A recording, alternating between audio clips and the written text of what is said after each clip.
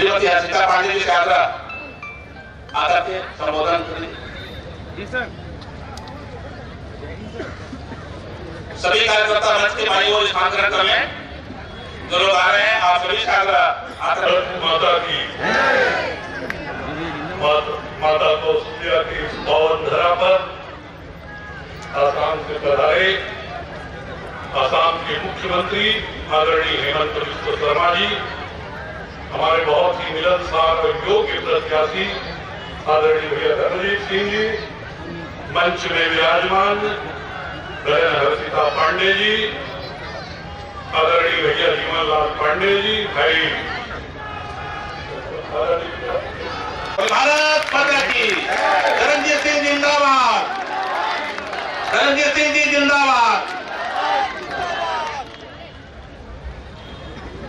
सकरी के इस पवित्र प्रांगण में हम सब के बीच में देश के यशस्वी नेता युवा मोर्चा जिंदाबाद, जिंदाबाद, जिंदाबाद, युवा मोर्चा जिंदाबाद, जिंदाबाद, जिंदाबाद। बहुत ही लोकप्रिय मुख्यमंत्री, वो भी ऐसी जगह के मुख्यमंत्री जिनकी सीमाओं से विदेश की सीमाएं लगती हैं, जहां अलगाववादी ताकतें भी एक समय में बहुत शक्तिशाली थी, वैसे असम प्रदेश के यशस्वी मुख्यमंत्री, और मैं व्यक्तिगत रूप से जिनको बहुत देखता हूं, सुनता हूं, चाहता हूं, मानता हूं, श्री हेमंत बिस्व शर्मा साहब। मंच पर उपस्थित पूर्व विधायक मुख्यमंत्री जी के दाहिनी तरफ बैठी है इस क्षेत्र की लोकप्रिय नेता और इस क्षेत्र के यशस्वी नेता स्वर्गीय मनोहर लाल पांडे जी की सुपुत्री श्रीमती हर्षिता पांडे, जो महिला आयोग की अध्यक्ष रही, भाजपा के आए हुए प्रभारी अखिलेश सिंह जी, मंच पर हमारे क्षेत्र के सभी मंडल अध्यक्ष, महामंत्री, पार्टी के वरिष्ठ नेता बैठे। तखतपुर से आपका प्रथम सेवक होने के लिए आशीर्वाद मांगने के लिए आज उपस्थित हुआ।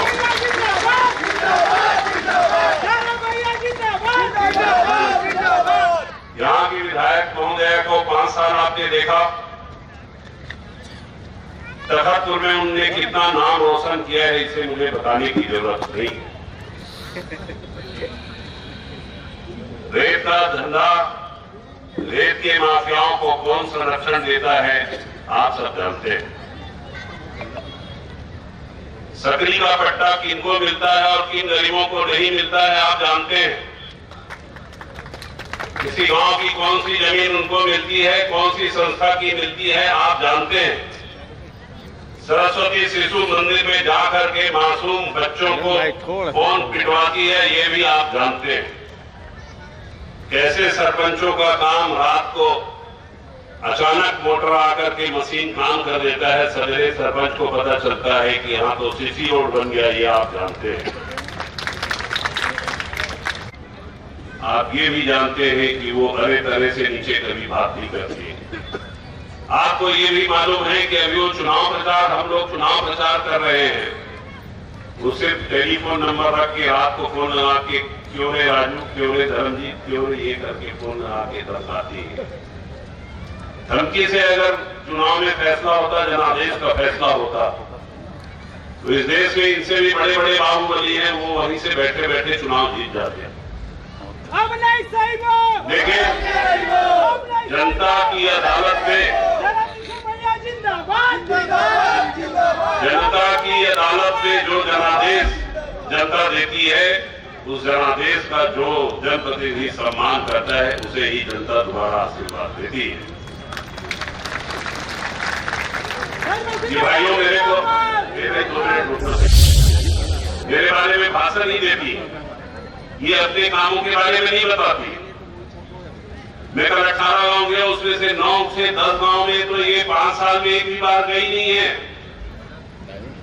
आप चाहे भाषण जितना दे लो, जब 5 साल आप जनता के बीच में नहीं गए हो तो जनता आउटराइट रिजेक्ट करने वाली है आपको। मेरे बारे में बोलती है बाहर का आदमी है। अरे तखतपुर की नदी के उस तरफ लोनी है, मैं वहां से 20 साल विधायक हूं, 20 साल से अभी भी वहां का विधायक हूं, और वहां की जनता ने मुझे चुना है तो सोच समझ के चुना होगा। एक बार तो दुर्घटना में बहुत से लोग विधायक बन जाते हैं, आप एक्सीडेंटल विधायक हो, त्रिकोणी हो गया मुकाबला तो पचड़ी पार हो गया, दुकोणी मुकाबले में डायरेक्ट फाइट में पार होके बताइए, फिर मैं देखूंगा। लोनी की जनता एक बार, 2 बार, 3 बार, 4 बार धोखे में चुनाव नहीं जीताती है। हर चुनाव को मैं ज्यादा मार्जिन से जीतता हूं, और मुझे आपके प्रेम पर इतना भरोसा है कि मैं तखतपुर से अपने ही चुनाव जीतने का रिकॉर्ड तोड़ूंगा।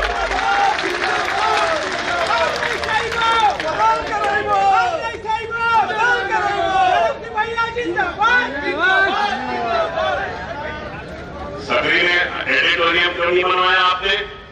इतना बड़ा बस्ती है। सकरी को जब नगर निगम में ले जाके झोंक रहे थे सरकार के लोग, तो आपने मुंह में पट्टी बांध के चुप बैठने का काम किया। अरे सकरी पहले भूटान का राजा तो था, बड़े छोटे देश का राजा हो, भूटान के राजा थे आप नगर पालिका में। आपको ले जाके झोंक दिया बिलासपुर नगर निगम में, जहां ना आपकी कोई पूछ है, ना कोई परख है, ना आपकी कोई पहचान है, ना कोई आपका अस्तित्व दिखाई दे रहा है। आपने एक शब्द नहीं बोला। हमारी सरकार बनेगी जो कि बनने जा रही है भाइयों और बहनों। मैं माननीय मुख्यमंत्री जी इतने बड़े नेता के सामने में आपको वायदा करता हूं कि सकरी को नगर निगम बना दिया जाएगा, और आप अपना फैसला खुद करेंगे। कोई जरूरत नहीं है कि सकरी बिलासपुर के रहमो करम पर रहे। हाँ, नगर पालिका मेरा चलेगा, नगर निगम बनवा दो, नगर पालिका बनेगा। ये जो पट्टे कुछ लोगों को दिए गए हैं जो विधायक जी के प्रिय पात्र हैं, बाकी को नहीं दिया गया है। मेरे जेब में कागज है, नाम है, मैं किसी का नाम नहीं लेना चाहता। कार्यक्रम है और भी बहुत से कागजात हैं, मैं नाम नहीं लेना चाहता, लेकिन मैं ये बोलना चाहता हूं कि इस तरह से बंदर बाट मत करिए। नगर में रहने वाले लोगों का पहला अधिकार होता है कि वो पट्टा प्राप्त करे, बच जाए तो दूसरों को दे दीजिए। लेकिन आपने पहले ही शुरुआत किया, यहाँ से 100 किलोमीटर 50 किलोमीटर दूर के लोगों को पट्टा देके, और यहाँ के लोग मुंह फाड़े घूम रहे हैं, कोई देखने वाला नहीं, आपकी हुकूमत पे कोई सुनने वाला नहीं, आपके सामने में बोलने की किसी को हिम्मत नहीं है।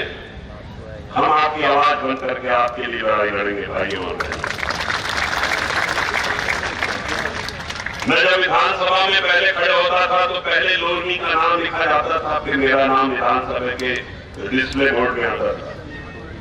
आपके आशीर्वाद से अगर मैं विधायक निर्वाचित हुआ और जब मैं विधानसभा में बोलने खड़े होकर बटन दबाऊंगा तो सबसे पहले तखतपुर का नाम आएगा, उसके बाद में तखतपुर की बात करूंगा। छत्तीसगढ़ में भारतीय जनता पार्टी की सरकार बनाने के लिए आशीर्वाद देंगे, और एक यशस्वी मुख्यमंत्री जो आसाम में जिनके खिलाफ पूरे छत्तीसगढ़ से ये लोग, ये भी गई थी आपके विधायक जी, शायद ऐसा कोई बता रहा था मुझे, आसाम में गए थे। सकरी को देखो पहले, यहाँ गड्ढा है, क्या है, कैसा है। तो मैं आसाम की चिंता करूं, वो गांव में कोने, बुंगई गांव में कोने डोंगई, और वहाँ बड़ा बड़ा क्षेत्र है। मैं क्या करूंगा वहां जाके? वहां तो साहब देखेंगे, उनके लोग देख रहे हैं। साहब यहाँ बताने आए हैं कि देखो ये लोग वहां गए थे, फिर भी कुछ नहीं कर पाए। साहब मुख्यमंत्री बन गए, और जो बड़ी बड़ी योजना लॉन्च किए हैं वो बहुत पॉपुलर है, हर प्रदेश उसको समझ रहा है, सुन रहा है, सीख रहा है। अब ये बोलते हैं छत्तीसगढ़ मॉडल को लोग देख रहे हैं। हे प्रभु, हमें सद्बुद्धि दे। गोबर खरीदी में 500 करोड़ का घोटाला नहीं करना है, हमको ऐसा मॉडल नहीं चाहिए भैया। दारू बेच के नोट कमाओ, ऐसा मॉडल नहीं चाहिए भैया। बेरोजगारों को मूर्ख बनाओ, ऐसा मॉडल नहीं चाहिए भैया। धरातल में कुछ कर सकते थे तो करना था, नहीं किए हो तो जनता को विदाई देनी। 17 तारीख को तखतपुर के विधानसभा का तब तभी बदलेगा ताज भी बदलेगा और इन बेईमानों का राज भी बदलेगा। माननीय सीएम साहब, आप आए, मैं बेहद खुश हूं। आपसे मिलने के बाद बड़ी ऊर्जा मिलती है। हम आपको बहुत फॉलो करते हैं, उसमें आपका भाषण सुनते हैं और आप जब बोलते हैं तो मंत्र मुक्त होकर के मैं सुनता हूं, मैं व्यक्तिगत रूप से और पूरे लोग आपको देश के सबसे बड़े हिंदूवादी राष्ट्रवादी नेता के रूप में जानते हैं, मानते हैं। मैं बहुत अभिनंदन करता हूं।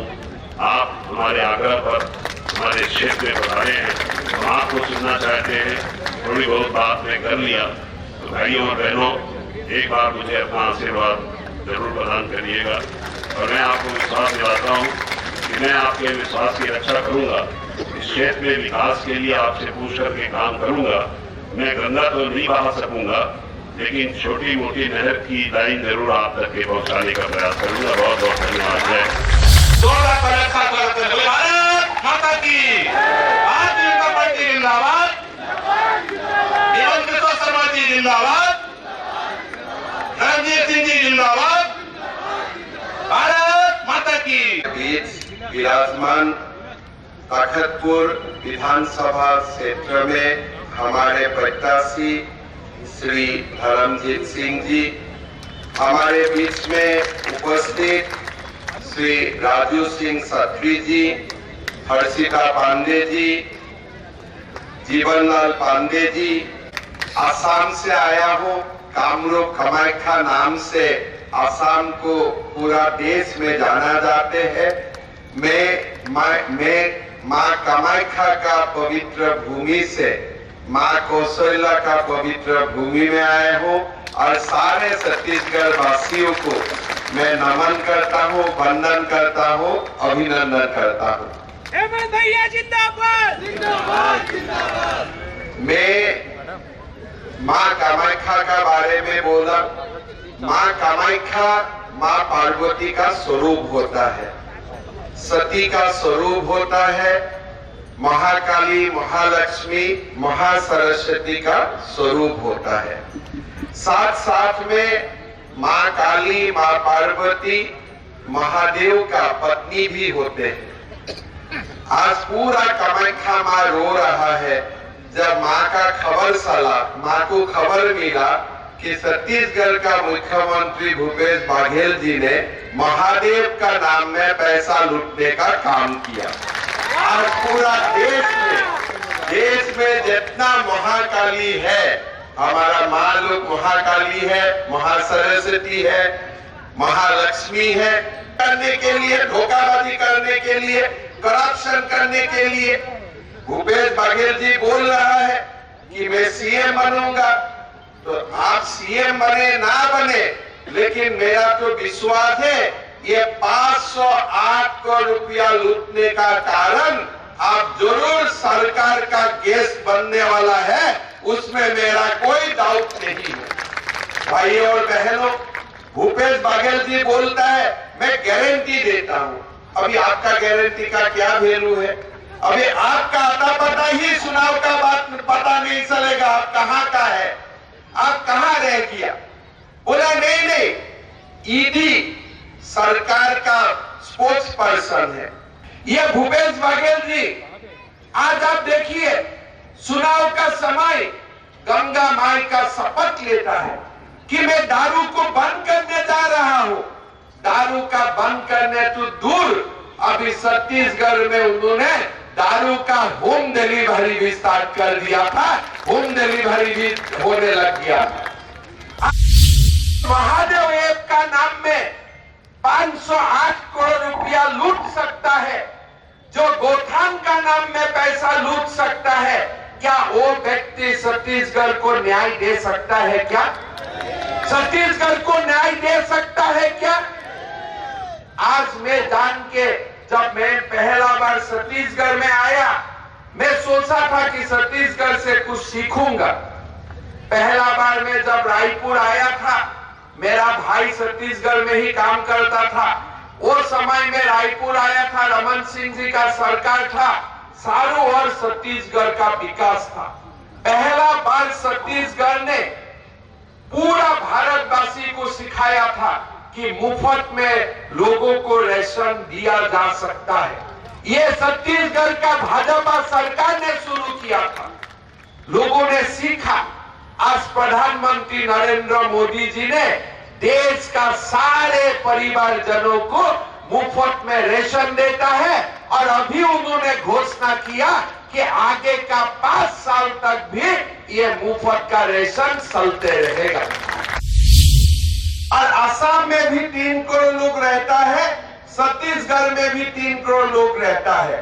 तो इसीलिए जो काम बीजेपी ने असम में संभव किया, वही काम छत्तीसगढ़ में और बढ़िया से संभव करेगा, इसमें हमारा कोई डाउट नहीं है।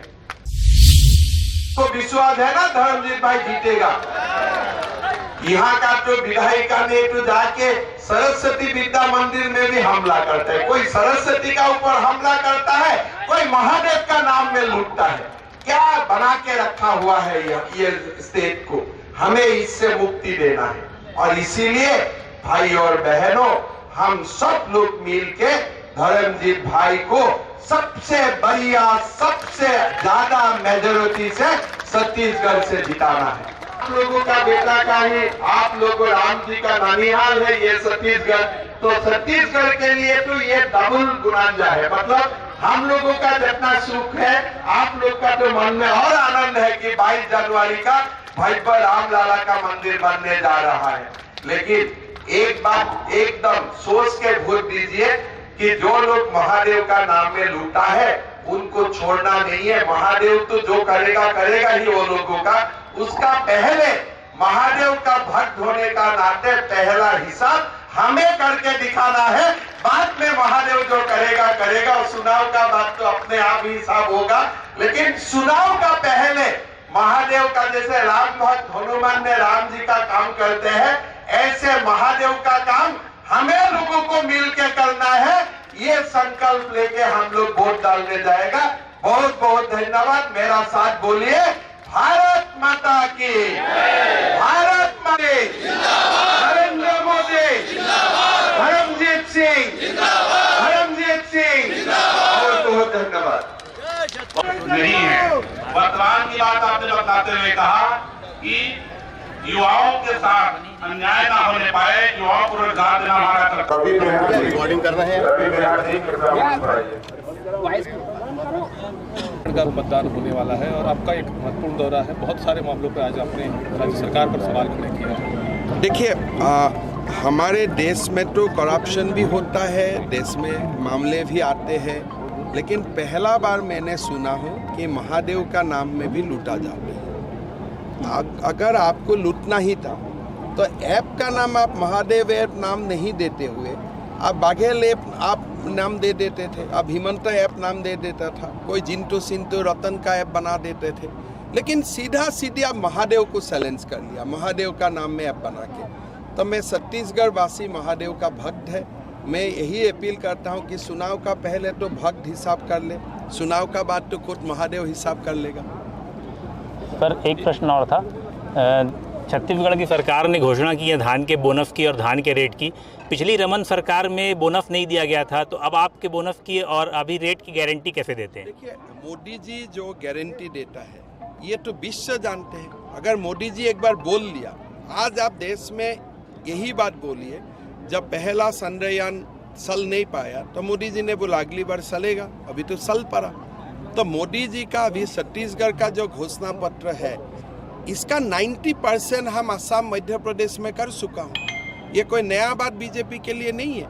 अगर मोदी जी और खास करके जब केंद्रीय गृह मंत्री उन्मोचन करता है मैनिफेस्टो, नरेंद्र मोदी जी का नाम में मोदी जी का गारंटी बोल के, उसका बात को संदेह का तो कोई संभावना ही नहीं है। जब बीजेपी का गारंटी अलग बात है, छत्तीसगढ़ बीजेपी का गारंटी अलग बात है, हिमंत बिश्व शर्मा का गारंटी अलग बात है।